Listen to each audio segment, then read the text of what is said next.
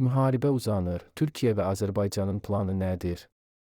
Kanala abunə olub video bəyənməyi unutmayın. Global Info Az-Ukrayna müharibəsi ətrafında baş verən son proseslər haqqında siyasi elmlər və beynəlxalq münasibətlər üzrə Türkiyəli ekspert İsmail Cingözlə müsahibəni təqdim edir. İsmail bəy, ABŞ silahlarının Türkiyə üzərindən Ukraynaya göndərilməsi Ankara ilə Moskva arasında gərginliyi artıracaqmı? Belə bir tədarük Türkiyə-Rusiya münasibətlərində müvəqqəti gərginlik yarada bilər.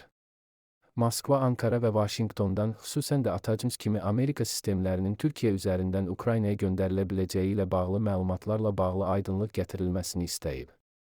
Ancaq Türkiyə NATO üzvüdür və Ukraynanın suverenliyini və ərazi bütövlüyünü dəstəkləyir. Buna baxmayaraq, Rusiya ilə diplomatik kanalları da açıq saxlayır. Buna görə də hesab edirəm ki, bu münasibətləri pozacaq böhran deyil, Ankara ilə Moskva arasında nəzarətli rəqabətin yeni bir sınağı olacaq.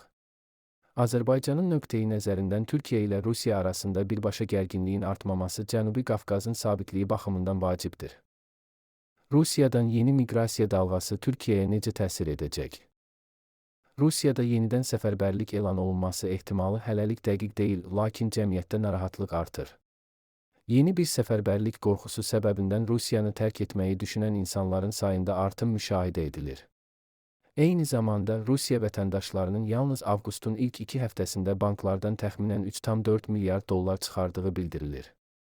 Türkiyəyə geniş miqyaslı yeni miqrasiya dalğası turizm, kapital və istehlak baxımından qısa müddətli fayda verə bilər, lakin bu, xüsusilə Antalya və İstanbul kimi şəhərlərdə mənzil qiymətləri, kirayə haqqı və sosial infrastruktur üzərində təzyiqi artıra bilər.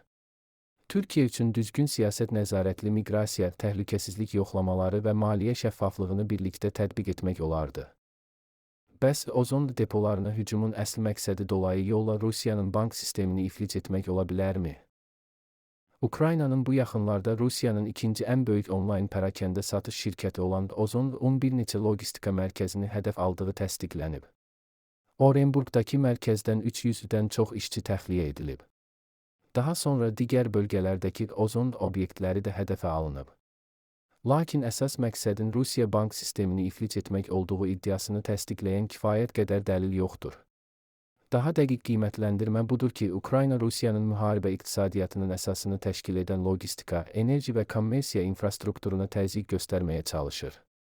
Həqiqətən də hücumlardan sonra Ozon səhmləri əhəmiyyətli dərəcədə ucuzlaşıb və iqtisadi etimad üzərində təzyiqi artırıb.